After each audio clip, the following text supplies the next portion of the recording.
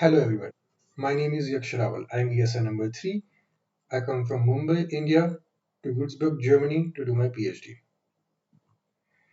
My PhD topic is antimony and indium arsenide based resonant tunneling diodes for high speed and mid infrared application. 3-5 compound semiconductor has low effective mass, which in turn gives higher electron and hole mobilities, so it can be used for high frequency application.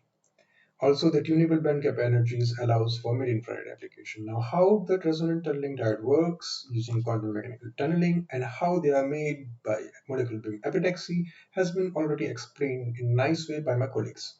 So today I would like to say something about high speed. To do that, I would like to speak something about history. Few decades back, we used to have a radio like this. Such radio uses a vacuum tube amplifier, which has a cathode, anode, and a grid. Cathode is heated, electron passes from grid to anode. If we were back in 50s or 60s, you would be listening to me on one such radio. Such vacuum tube amplifiers get heated up. So when you make a telephone call, you press a button, you get connected to telephone operator, who then signals your call to friends and family. Such telephone station uses thousands of such vacuum tube amplifiers and they needed to be cooled using huge fans. In those days, it was difficult. So, there were three engineers working at Bell Laboratories who were searching for a semiconductor alternative, and they invented transistor in 1947. The first transistor in 1947 was just a piece of germanium which was connected by gold wires separated by a plastic. You apply an input voltage or an input signal and you get an output amplified signal. This was the first crystal triode or semiconductor alternative to the vacuum tubes. They became famous and they got Nobel Prize in Physics in 1956. The journey doesn't stop here. Jack Kilby, working at Texas Instrument, made an integrated circuit. Integrated circuit means put all the transistors on a small piece of silicon and connect them. Hence, the speed increases. This is a microscopic image of the chips which Jack is holding. Using such chips, he made a calculator.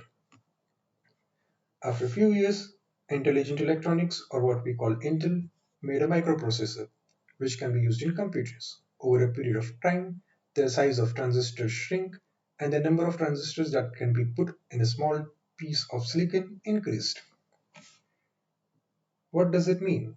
In older times, we had computers like this, and if you want to connect them to internet, you have to do dial-up connection in which the computer connects from telephone and the telephone dials it up to the internet. And it is a very slow process, as in you can go get a cup of coffee and by the time you come back you will be connected to internet. But as the number of transistors increased and the size shrank, we get lightweight, smart and faster computers which can connect to internet within 1 second. Hence high speed. What this high speed means for telephones. The telephones became cordless phone became mobile phones, and the mobile phone became smartphone, in which there is 5G communication and you can connect to internet and you can surf internet on your mobile. How does RTD comes into this picture? RTD is also a two-terminal device which has an current voltage characteristics like this, and you can apply an input signal which can be modulated into a millimeter wave signal or a terahertz output signal. Hence, it has optoelectronic applications which can be used for high-speed internet and high-frequency applications. What are the other applications? One of the application is gas absorption spectroscopy, in which you can detect various gas in the mid-infrared region. Other examples, you can differentiate between the different kind of wines from different regions using terahertz. Also, you can determine the quality of cheese. For traffic safety, you can do alcohol detection using terahertz, and in space application, you can do isotope detection. So as everyone, I have RTD, which has been designed using antimonide, gallium antimonide substrate. Gallium antimonide has low effective mass and combined with lower barrier thickness, I get high frequency application because the current is high. After the RTD is made, I etch them, and then we have to make the sidewall smooth. The sidewall leakage is caused due to the dangling bonds or interface states. To make them smooth, I optimize and calibrate etching recipes. After that, I have to passivate it with SiO2 or some oxide so that the thin epitaxial barriers doesn't get oxidized.